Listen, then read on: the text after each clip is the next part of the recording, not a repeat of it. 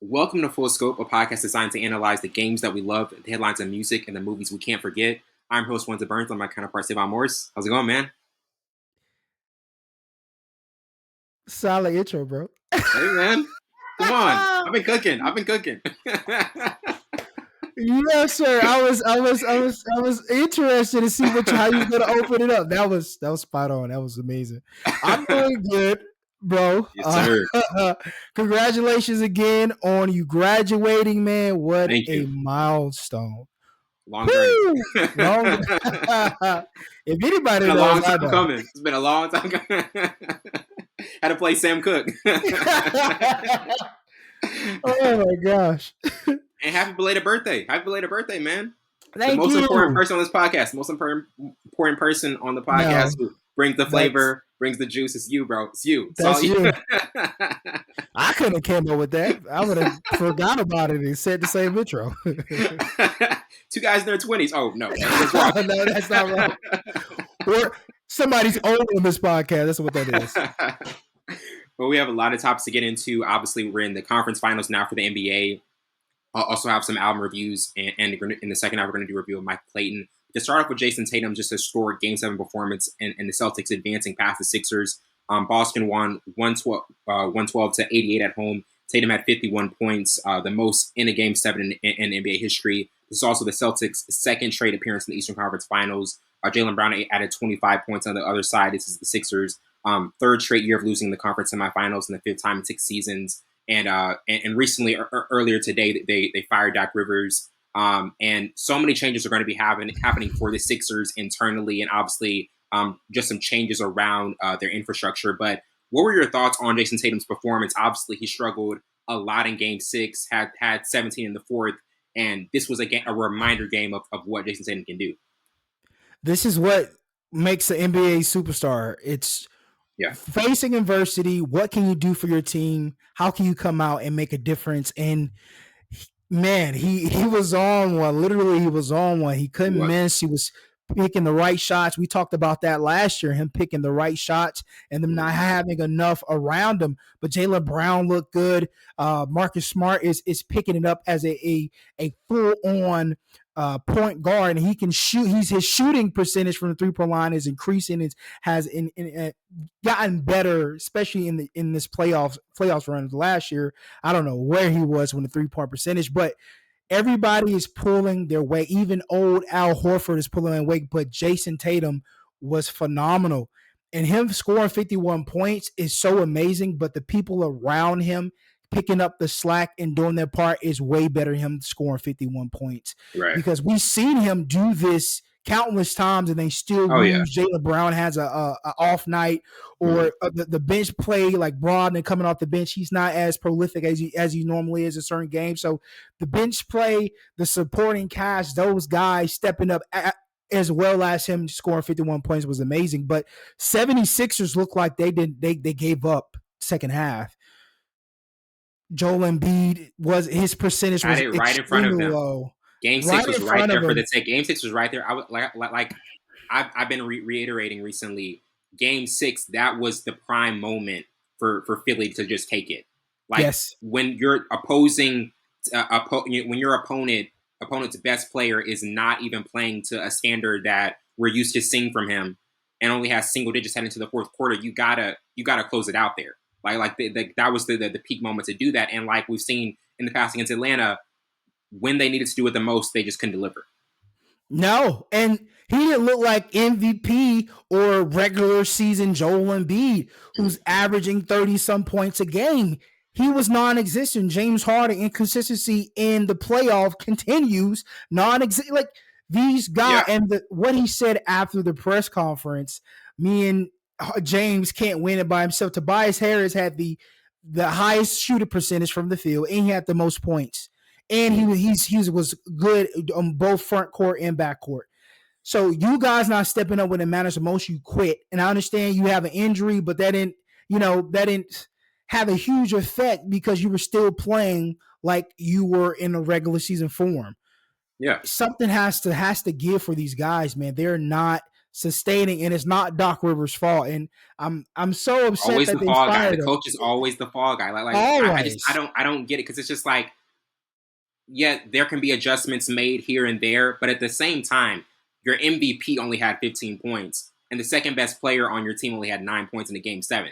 Like, Tobias Harris and Tyrese Maxey had more points than your two best players. Like, that's the resounding issue. It's not Doc Rivers coaching.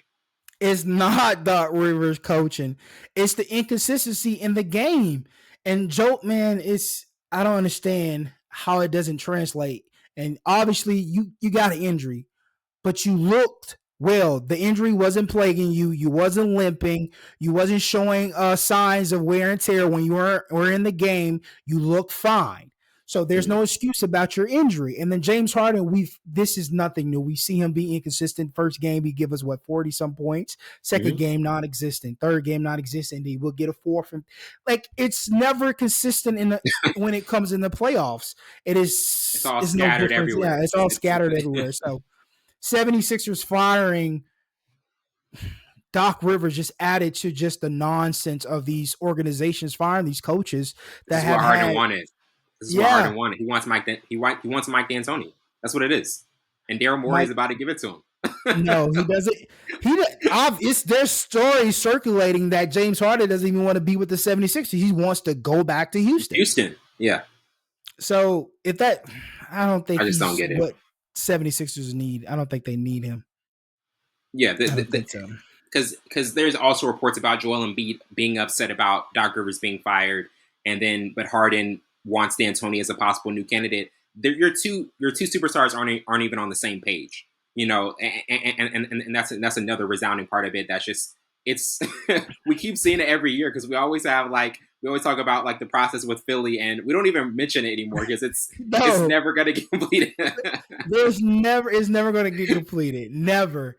And I think when he wants D'Antoni, because he doesn't run in plays as a coach, he allows him to do what he wants. There's no structure. And a lot of people have said that when he was the head coach in the Houston Rockets, there's no structure in Houston. James Harden does what he wants to do. Obviously, he's going to get to the rim and get those fouls. And that's the free throw was huge of what they lived off besides the three-pointer. We see them live and die by the three-point. They don't need that at the 76ers. They don't need that mantra. They don't need that in that organization. It's already in shambles. So you bring a head coach who has no structure and then let the players do what they want to do, you're not going to go to second, third round. You're not going to go to the NBA Finals. Doc Rivers is the guy you need. He has that structure. He's not going to let these guys do what they want to do. But hey, I don't pay nobody. I don't have billions of dollars to buy a head coach. I don't have what do we know? I mean, what do we know? We're just two guys of a podcast. But when you look at Boston, it's like it's always, even though Tatum can have these incredible performances, it's always about the others. Like when they're really clicking, and that's why so many people feel as though like this team should be the favorite going forward. Like, do you think that's what separates Boston? Like, not just when Tatum and Brown are playing well, but when you got Malcolm Brogdon contributing and just Al Horford, as we're mentioning, just other guys who are chipping in, because that's what makes this Celtics team one of the top teams and maybe the probable favorite. In this series, yes, I would say that, because you can have your star guys be inconsistent because their star guys are inconsistent. They're not going to give you the same exact points each game. But when it goes to a team like Miami Heat, who has been consistently good and has gotten better each series, it's a different story. Jayson Tatum and Jaylen Brown will have to step up and be big the entire series. This series can go to game 7. If you slip up, it can end at game 6, but they have to be on each game, or at least have some type of consistency in each game, because Miami Heat will put you away. And we've seen that the first 2 series. They are a well-oiled machine in the playoffs. I'm not saying because they were 8 seed, they're not in the regular season, but playoffs, they're a well-oiled machine, and your top guys have to be on. Jayson Tatum has to take great shots. He has to be in rhythm. The confidence has to be there. As soon as he walks in the arena, be a lot of chess moves.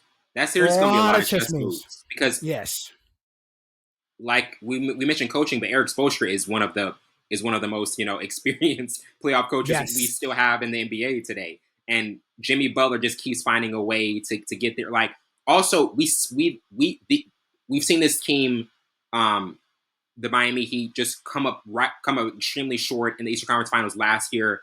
Butler, Yeah. In that game 7, put up 4-3. Like, how much do you feel as though the familiarity of these two teams is going to be another thing that like makes this such a close series? Because these teams, even since the bubble, have been in the Eastern Conference Finals a lot of times and just have a lot of close matchups and just uh, cross players that can just really match up well and decide what's going to be the eventual outcome.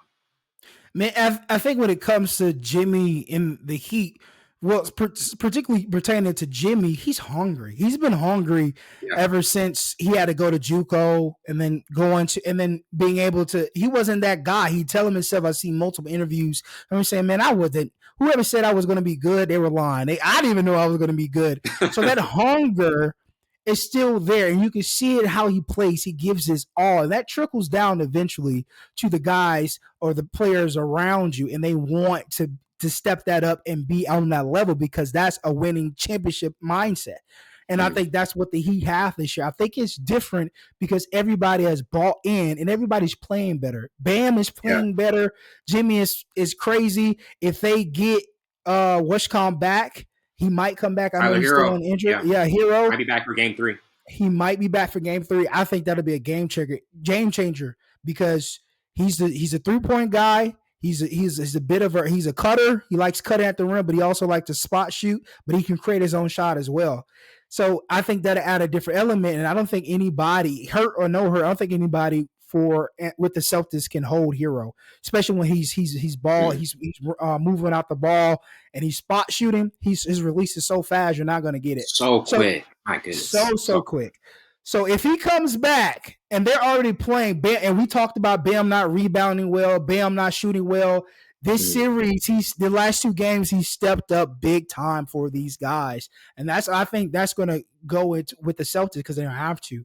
But if Jayson Tatum and Jaylen Brown don't have fantastic nights every night they play, it's going to be a struggle because I don't think these guys, even their bench or these other guys, are going to be strong enough to handle what he has accomplished because they're hungry. They're coming. They're a team that's hungry. It's going to be a good series. This is going to be a really good series.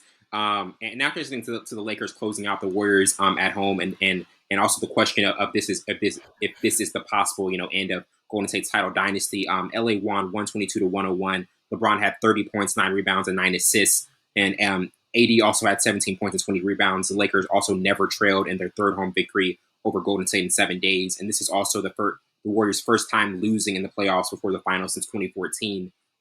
What are your thoughts on this series? Because we've mentioned how much AD is looking a lot better. Yeah, mainly on the defensive side. Also, offensively as well. But he seems to be more focused defensively. And you're having so much elite guard play from D'Angelo Russell. Dennis Schroeder was defending Steph Curry really well, and we haven't seen a team really be able to dominate physically. To dominate Golden State physically, as we saw with the Lakers and LeBron pretty much get a basket whenever he wanted. But what were your overall takeaways from that series win and just what the Lakers did to advance to the Western Conference Finals? There's several things that I took from that game. One, when LeBron James is running offense and he's rejuvenated, it's a different story. When he attacks, I know he's older, 38 years old, but when he attacks and draws everybody in, and these guys are hitting, the Sporticast guys are hitting, it's overwhelming for teams. And then one other takeaway I got from is Steph Curry is still that guy. Steph Curry is still the face of the Warriors. And then Klay Thompson had a terrible night. Jordan Poole had a terrible night. Wiggins had a terrible night. These guys who normally are more consistent they were just off. And I think his account of they had so many open shots. He had so many open shots that just weren't going down. Yeah. They weren't going down. It wasn't their night. But I do think when LeBron James is running the offense and everything runs through LeBron, no one can stop this Laker team. And to piggyback what you said, Anthony Davis, he has been getting to a point where he's comfortable. And I think that's what we don't need AD to be phenomenal. We just need him to be comfortable. Because I forgot what game. It was probably game 3 or game 4.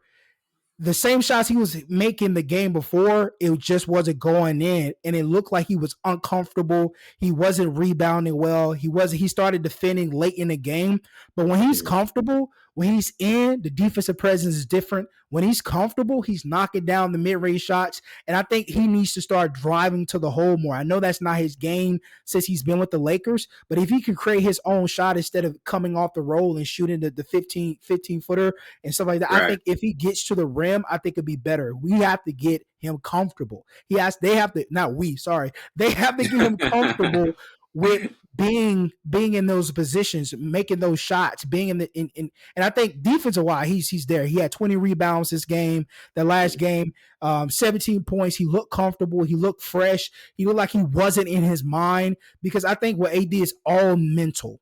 It's all mental. Always is. So if you could get him comfortable, especially going to game 1 against the Nuggets, because he's going to be, I think they're going to put him on Jokic, and that's going to be a good matchup for the both of them. Very good. But we know Jokic is just weird, bro. He's just a weird guy. When he shoots, I'm like KD, I'm like, bro, how is that going in? Like, I don't understand. But Jokic is freakishly good, freakishly slow paced, but I think that best playoff performers. He's been one of the best playoff performers of his entire season, quietly. And it's so funny because he doesn't want to shoot first. He's always a facilitator first. Yeah. So this is going to, and I know I'm probably skipping ahead, but if the Lakers want to say this flows right into the preview, because like I think Denver, we haven't seen, both of these teams have been so well at home. Denver hasn't lost at home so far in the postseason. Lakers haven't either. Obviously, one of these teams has to get a road win to like really get control of this series. But another key component of this is, like, a lot of people are saying the battle between Jokic and AD is going to be the biggest storyline, but also Jamal Murray's consistency. Yes, Jamal Murray. If I feel like that's the X factor. If Jamal Murray is consistent, the Nuggets win. If he's not and shaky, the Lakers are going to have an advantage. Like, how much of that do you think is also a key factor for this matchup? It plays a huge role. We don't have that excuse that he's hurt. This is obviously a rematch from the bubble. Yeah.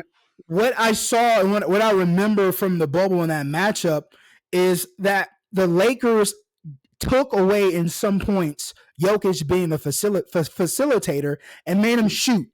You can win if Jokic is making buckets. But if he gets his teammates around him going, like Jamal Murray, like Porter, it's a wrap. He's a facilitator first, and they love to cut. They love to cut right behind it.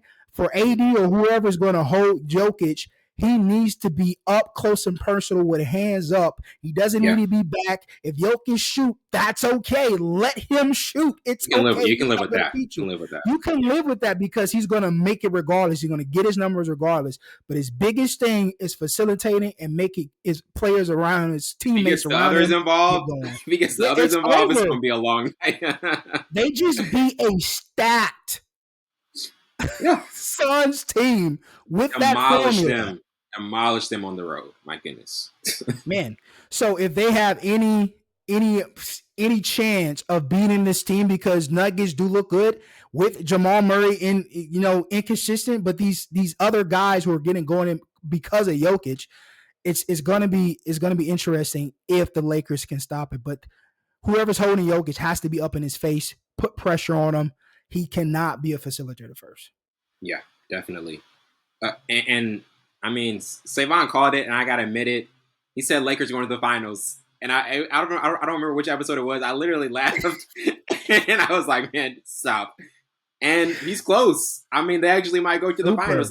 Like, out of all the 4 teams, just and you might say the Lakers, but who do you think right now should be the favorite out of all these 4 teams left? If I'm not being biased, I think Nuggets should be the favorite, and also Miami. I think that'll be a good NBA Finals, Nuggets and Miami. But realistically, in bias and being biased, it's going to be Lakers. It's going to be Lakers in a Heat rematch. Okay, that's how I feel. I think Jokic or I know not Jokic. I think Jamal Murray won't show up, and I think they'll take away those lanes for Jokic to be a facilitator, at least for 3 games. If they can do that for 3 games, they have a chance to get out that series. Mm-hmm. LA Miami, man, that would be an incredible match because we know what Butler did in Game 5, 43 points. He was hungover. He was just like exhausted. Like, can I get any help? Yo, help me, please. And before we move on, like out of the 4 teams that didn't advance to the conference finals, with the Suns, Knicks, and Warriors and Sixers, like which team out of those 4 are you kind of like most concerned with, like in terms of like their chances to compete for titles, for next season or even more? Like, what particular team do you feel as though kind of has the most concerns and question marks? 2 teams actually, Warriors and the Suns.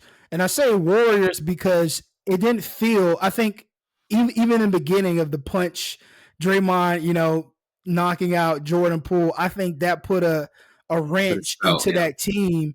And then I think identity crises are everywhere with the Warriors, from head coach who's saying this wasn't a championship team, Jordan Poole not knowing his role, Klay Thompson's just identity, and Draymond. Is Draymond going to stay? Are they going to re-sign Draymond Green? Or is Klay Thompson going to leave? Will he want to have his own team? Does he want to see if he can do it without Steph Curry and Draymond Green and these guys? I think there's going to be a lot of shuffling people around. Are they going to keep Andrew Wiggins? Are they going to trade for some other players and get Jordan Poole and Adrian Wiggins out and just keep, So it's a lot of things they could do. Marks. Yeah, a lot of possibilities. And then with the Warriors, man, is Chris Paul going to go? Sorry. Is Chris Paul going to go? Is KD going to stay? Are they going to, extend him? What are they going to do with Aiden? I know they just gave Aiden a contract. Do they trade Aiden because he hasn't played to his abilities to that big contract? So there's a lot of question mark and possibilities for them. We already know the 76ers just blah. They're going to be blah for as soon as they created the process stuff and then the general manager was doing dumb stuff, like the whole thing just started going in shambles and breaking down, and it still hasn't been built back up. So I don't think it would ever. But Warriors have a lot of question marks. Suns have a lot of question marks. A lot of animosity over there because they had an extremely great team on paper that couldn't translate to go to the NBA Finals. They really had a great team. Yeah. And now transitioning to the Ja Morant situation, the Grizzlies have suspended Ja from all team activities after a video showing the star guard holding a gun, which began circulating on social media Saturday night. Memphis announced the suspension, which is pending a league review, in a statement Sunday, 2 months after the NBA suspended Morant over a similar incident. And, obviously this has gotten a lot of attention, a lot of headlines. Former players have talked about it, Gilbert Arenas, about what he needs to do over the offseason. And, if he's ever going to take this seriously and what's going to get his attention. Like, what are your thoughts on this happening again? And just kind of the point where Ja Morant is in his career of kind of at a crossroads. Like, his popularity has risen so much this season. And now with these 2 incidents, it's really putting a dark cloud over what his future is and just, his reputation in the league. I think he truly believes he's untouchable. Yeah. Because he's a star basketball player and that he's the face of the Memphis Grizzlies and he won't get chastised to the point where he can't play basketball anymore. NBA is a brand and it wants to be a clean brand and it wants to, from a PR standpoint, want to make sure it's in good standing. They don't want one of the star faces of one of their NBA teams to be a gun toting, which is fine, but it's okay to bear arms, obviously, but to flaunt it in a video in a way that's not beneficial to anybody, you got to draw the line. And I think they're gonna suspend him for some more games, and I would love them to suspend him half of next year. So he can really understand what he's doing, bro. You have millions of dollars on standby, but you want to continue to show guns on video. Why? Por qué? I have to ask in 2 languages. Why? Por qué? That's just when you're really desperate to ask a question. Yes, bro. Like, I don't understand it. What are you going to a midlife crisis, bro? You were like early 20s, bro. What's What your are early we doing 20s? here? You're not You have even, millions of dollars. you're at the like Go prime of your buy life. something. Go do something else besides showing a gun. Had a kid too. Yes, he has a kid. Go. Like, what are you doing? So many other things you could be doing, man. And I'm sure he has so many people in his ears and he's not listening. And I'm pretty sure they give him sound advice. Everybody is giving him sound advice because they know where road he's going. Your first love is basketball. You lose basketball, are you gonna be really street now? The money will stop eventually. Yeah, bro. Like, come on, bro. Eventually, the money will stop. Eventually, your body is going to wane and it's going to deteriorate. You need to protect your investment, which is basketball. Look at the face. Look at the other guys in the league who like LeBron, Steph Curry. Oh my gosh! Even all the guys Klay Thompson, who are just about basketball and handling their business and then going home. That's just what it is. It's like they know what to do. Like we don't need to be in the spotlight or past what we do professionally. We'll have endorsements. We'll do other things. But outside of that, we're not gonna be out doing things that seem sketchy or problematic. No, and bring distraction to your organization and to your teammates, bro. Yeah. Basketball is first. You're making millions of dollars to play a kid's game. Mm-hmm. Stop, bro. He has to refocus. I think if they suspend him for half of the season and him like being around some good people, I won't say go to not therapy or rehab for showing a gun. I'm not gonna say that. But he needs to like really, really think about what he is at the ability to lose. Because if he's not choosing the right things, bro, if you have a gun, that's cool.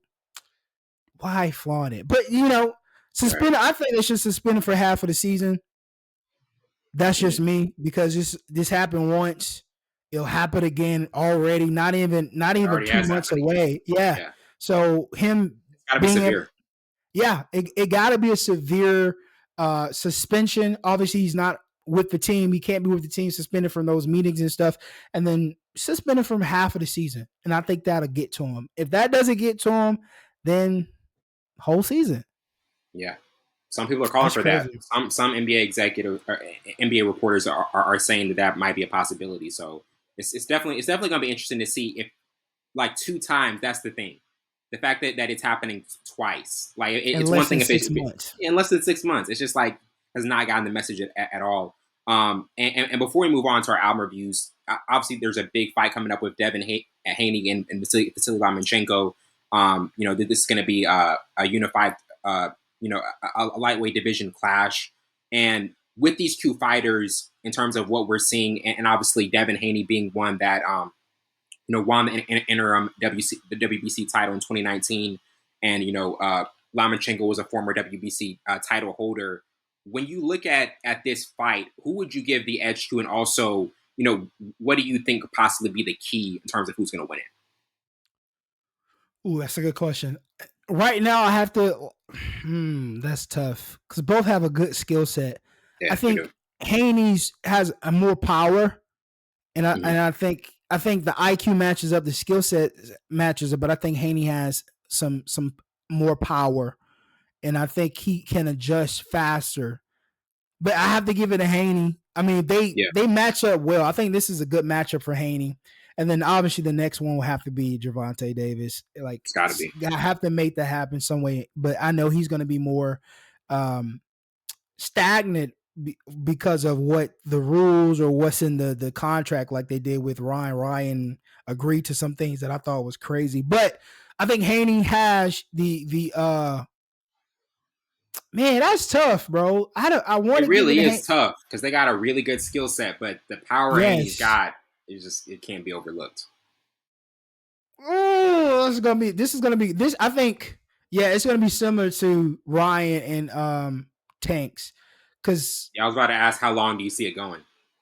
Oh, because I knew Tank was a better adjuster. He's really smart, and he'll put himself in the fire to adjust, and he has crazy power. And I think Haney has the same ability. to do so. Yeah, I'm gonna go with Haney because I think they're Yeah, so similar in boxing styles, but I think Haney has more power and I think he adjusts quicker. So I have to give it definitely. to Haney. And after listening to our first album review with Conway the Machines, Won't He Do It? In his new project, it embraces his current status as a boss. And some of the project's bigger moments come when he completely steps outside his zone and sounds absolutely at home on the pair of Justice League produced songs. What were your thoughts on this project overall, and some of the and some of kind of the main takeaways from these tracks that you got? As soon as it comes on, that beat, man, he doesn't waste any time. He does not. He just gets through it. Because that beat, I was like, oh, and then yeah, and he just boom. I was like, oh, okay, Conway with it. But I thought this was I thought Westcom produced some of these tracks. I guess he didn't. Alchemist, because it sounds like It Alchemist type sounds a lot like production. Alchemist. Yeah, Yeah. sounds a lot And like. I was like, no, well, the Alchemist is not even on it. He didn't produce any of these. But no, yeah, solid album, bro. Yeah. Quarters, what an intro. That's how you start an album out. Bruxifix was fire. Monogram was fire. The Chosen was fire. Super Bowl with Juicy J. That would have me laughing. Bro, Juicy J is funny. And the fact that he's still rapping is even more funny. And I say Juicy J is not a good rapper. I think he's a good rapper. And he social media has kept him rejuvenated and kind of put him back in the fire or keep him consistent. But man, that's just a track you gotta listen to because you'll know why we're laughing. That's just a track you gotta listen to. It is extremely funny, Juicy J, bro. His ad libs are so hilarious. But this was a solid album. Mm-hmm. But I like how the biggest takeaway I got from this, I love how it started. I love how it ended. I love that I think it was his rapping is so distinguished because he's not over the beat, he's not under the beat. It's like him and the beat are walking together, if that makes sense. And it's a different style. Right in tune. Yeah.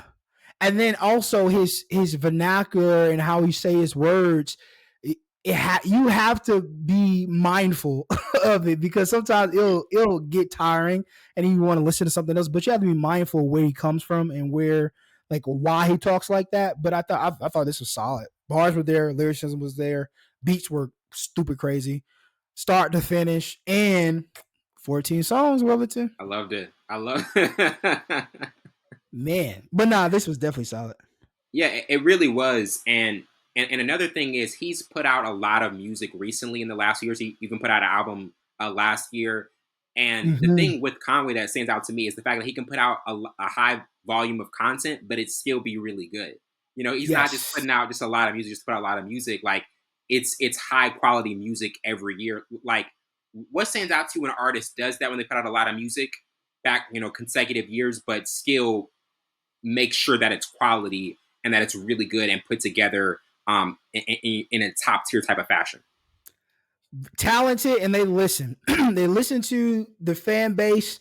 They look at the analytics. They study what's going good. Like they're in that niche, and to be that consistent, it takes talent. And it also takes listening, preparing, making sure that what you put out is strategic, that is precise, that it will register to your fan base and possibly grab other potential listeners and consumers from other different genres to listen to your music, because essentially this is hip hop, right? This is authentically hip hop. How he presents it, the beats, the boom bap, sometimes adding the jazz type beats into it. So I think when you drop music like this continuously, it has to be precisely because how music is progressing and transitioning. This is a fossil. It is. It's terrible, but it's a fossil. But to him to be able to do that consistently and still put out great, it's talent and him just paying attention to the trends. Yeah, for sure. Definitely. And after listening to Currency and Jermaine Dupri's for Motivational Use Only Volume 1, in this new P, it's just his Currency described in a Rap Radar interview recently that it's a real Southern record that the South really needs, and this project overall kind of had nostalgic beats and production with some nice features. What were your thoughts on this, in this collab project? Because, it is a very Southern type of record, and the beats that go with it, it kind of fits that Southern vibe overall. And I thought, for an EP was a really solid one. Yo, Currency, one of the most underrated rappers ever, bro. Yes. And he's so Southern, like to a T, New Orleans Southern, bro. Oh man, and you would never think him and Dupri would be like this dynamic duo that can put out. That you would not guess that at all. It's so deaf and all this, like Dupri's is like up tempo, upbeat, and Currency is a vibe guy, like just driving around nighttime vibe guy. So to be able, I was about to say it. This is nighttime music. This is nighttime music. But that versatility, these beats were crazy, and man, I'm a huge fan of 2 Chainz. So them bringing 2 Chainz to the mix, man. Really, I was like, oh, 2 Chainz underrated too, bro. Nobody gives 2 Chainz his flowers. T.I., man, he a fossil too, but he's definitely still got it. Still got it. That verse was so hard. It was, bro. Like, it was. Bro, this was I can't wait to volume 2. Like, it has. That's what I'm saying. Just do an album. Oh man, just do an album. Like, and that's the thing, because obviously a volume 2 is gonna come. But like, if you were the A&R, if you were Savon the A&R in this situation, what would be your recommendation to them? Like, would it be like put out one more volume, then just put out a full album after that? Depending on what the numbers look like, the buzz, and I'm sure the buzz and the numbers. If the numbers are good and the buzz is still going, I think a full, like, even like an LP. It don't have to be a whole album. It could be an LP, like 10 songs. But I think, or you don't have to call it an album. Just put out a 10-song project. Give us like a more because I think Currency is really good with concepts, and most of his albums, EPs, and mixtapes are always like consoled with like concepts of like a story or whatever the case may be. So if you're gonna bring, because we know Dupri, Criss Cross, Bow Wow, all like hits, all these hits or whatever, and then you got Currency, which is like a laid back, drive type music. You got to give us a concept and make it a full thing. And I'm like, I think that's what people need, because Currency, I think, is still certified hip hop. To be honest with you, he's not changed. So again, every time Currency drop, and Currency in concert, bro, he's so funny, but his music is a vibe. You're gonna vibe out the entire night. So if I'm A&R, I need a full project with a bunch of concepts, a story, because you're gonna get everything. You're gonna get the talent, the beats, all that stuff, but I need a story. I need the listeners to be involved into this. Yeah, absolutely. Man, 5 out of 5. I love this EP. This EP was so good, man. Got saved. Repeat. And after listening to Mahalia's new single, Terms and Conditions, this new single comes from a very personal place, with each note coming from the heart. Mahalia admits she penned the song as, quote, a lover to myself, end quote, and it's about placing boundaries in your life and working out what truly serves you. What were your thoughts on this new single from Mahalia? We reviewed a lot of her music in the past, but what did you think about this single and your overall takeaways? I didn't think it was a single song. I don't think it was a single song. This is definitely an album song, but I think she loved it so much, and the story behind it. She just wanted to pick. Yeah. They probably was like, baby girl, this is not. Like, I want to put it. No, I gotta do it. Doesn't resonate. Yeah, it doesn't. It didn't resonate for me. Like, it was the switch ups were cool, but I think it took away from the overall what she was trying to do. But I think she was trying to make it sound radio.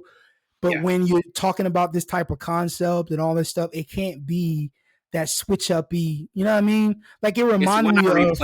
It's one I replayed just to be like, okay, maybe it was me. Maybe I was wrong. Maybe I wasn't right. I was like, it still didn't work. No, it still didn't work, bro. It reminded me of when what's the guy's name? Deep Voice and hasn't been found for a couple years now, because his style is going out play. And the girl he was dating, Justine Skye, their diss songs to each other reminded me of that. Like what y'all talking about is doesn't fit this beat and what you're trying to do. So it like correlate with each other. Like the beat, the switch up, like you're talking about a bunch of stuff that you're trying to make a radio hit or make a radio song with it that doesn't. Yeah, doesn't and correlate. It's not a single song. Yeah, it's not a single song. So hopefully the album is stronger and it flows. And I'm interested what track 2 and track 4 is going to be, because we're Mahalia fans. Just to put out, we're Mahalia fans. We like Mahalia. But this just wasn't what she usually puts out. Yeah, this wasn't a single song. The last song we reviewed with her and the girl was a single song, and I thought it was dope. Yeah. But this is number 3 on a 13 song album. So track 2 and track 4 will have to be really good for that to Those have to be. Yeah. Because it's in the album really early. It should be like an intermediate track that is right in the right spot. Yes. Between 2 really good songs. It's like we said, 2 and 4 should be very good. Hopefully. On paper. But yeah, on paper. This song was yeah. Definitely. And now to our next review with Rory's Enough featuring Jay Electronica and Reggie. In Rory's latest single, the lyrics include heartbreak, failed relationships, betrayal, and Jay Electronica spits a dope verse conveying, being down but not out.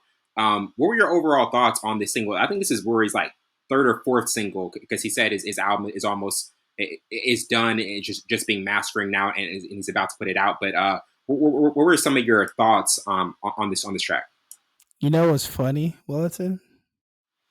I didn't think Rory doesn't sound white.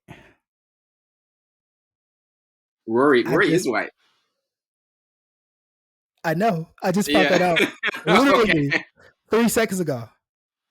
You didn't know he was a podcaster?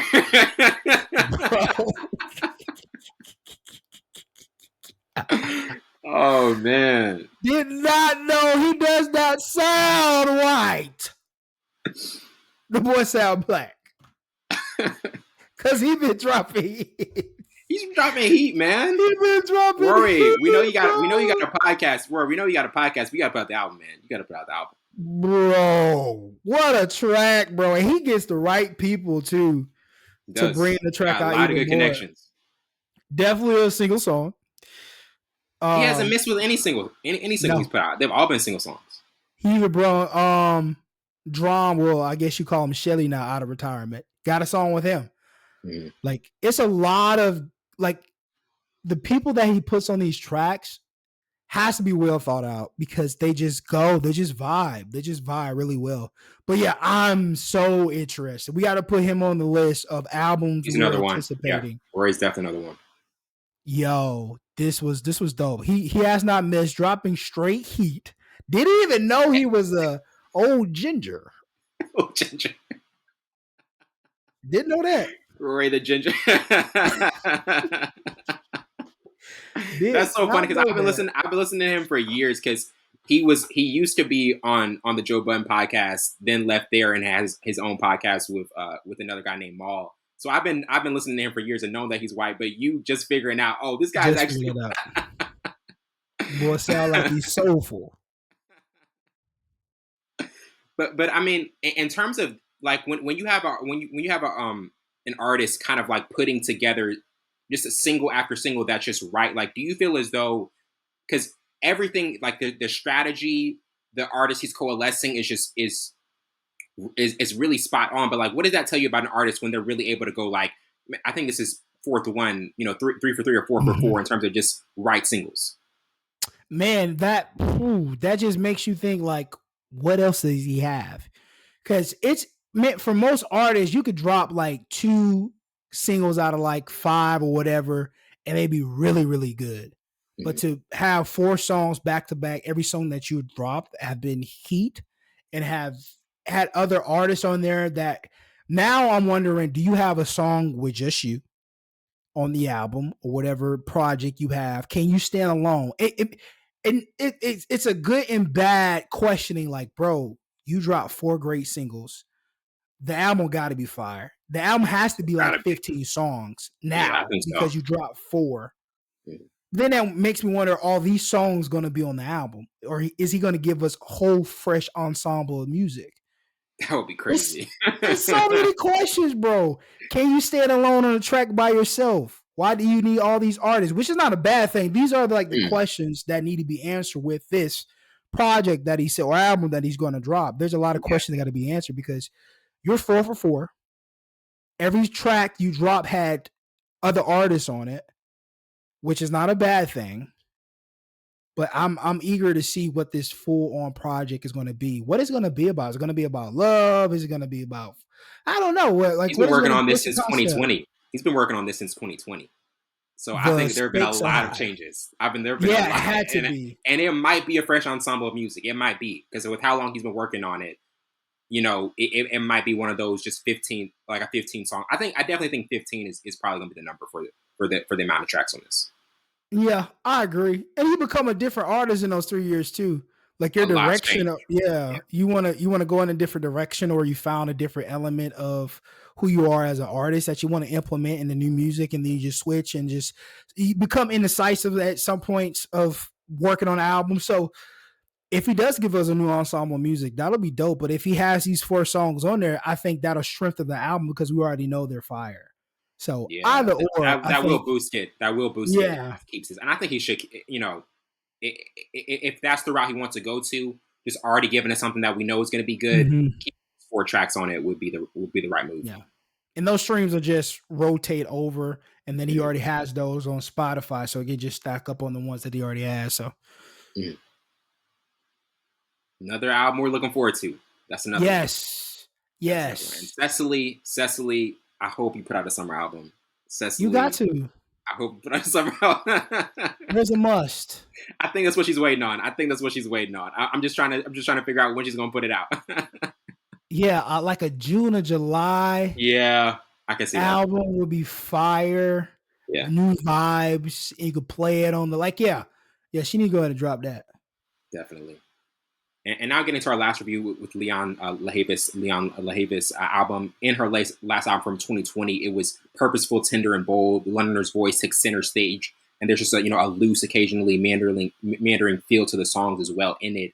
What were your thoughts overall on this project? You know, this is a very smooth listen into it, and I feel as though like her voice along with instrumentation, worked very well. But what were some of your initial thoughts on this project? She's been dope for a long time. And her voice, like, I think I first listened to her music on the Tiny Desk. The Tiny Desk. Oh, she killed that. She really killed. Her voice is so strong and so distinguished. And her ability to write and her ability to utilize her voice on production. Because some people are better live. Some people can't write their own music or fit their voice to a beat or instrument or whatever the case may be. But I think she has that ability to adapt to anything, whether it's live, whether it's live production, like live instruments that creates the beat, or just a beat or instrumental. So I think she checks a lot of boxes, and her voice is so beautiful. And bro, she's man, I can't say enough about it. And she's very beautiful. She's very beautiful in her accent and her UK accent. Love. I was gonna say. Yeah, I mean, checks every box, literally. Checks every box. She does. She checks every box. Beautiful voice, nice. She definitely have range. Like, she fits on anything. I'm pretty sure you put on a trap song, she'd probably sing it well. Okay, no, that's a stretch. She could do that. Put on a Future song. but yeah, and that album is definitely a great project. Another thing I got to announce though, what do you think about Summer Walker putting out an EP this Friday? Clear 2 Soft Life. Yeah, I was going to mention that. J. Cole's going to be on it. Childish Gambino, Solange is producing the track. Like, do you have any expectations for this EP? Because obviously her last album you really loved, and I still play that. That's just such an incredible album. And this EP, it sounds pretty intriguing. I hope she stays in that pocket, and just hearing the people that she's going to have on it most definitely she'll It stay in should that be pocket. incredible. Yeah. Yeah, it should be English with Childish and that different style that he brings. And J. Cole, he's so adaptable. And I think with Solange is a really decent producer as well. She's produced some Can't sleep on decent Solange. tracks. Yeah, you can't sleep on her. So I'm just knowing, and Solange and Summer, when Summer like is really in that pocket of being like not a mainstream artist, they have some similarities in their style of what they do. And I'm definitely interested. I already got it saved, ready to play as soon as it releases, and then I'm sure we're gonna review it on the next podcast. So we'll let you guys know.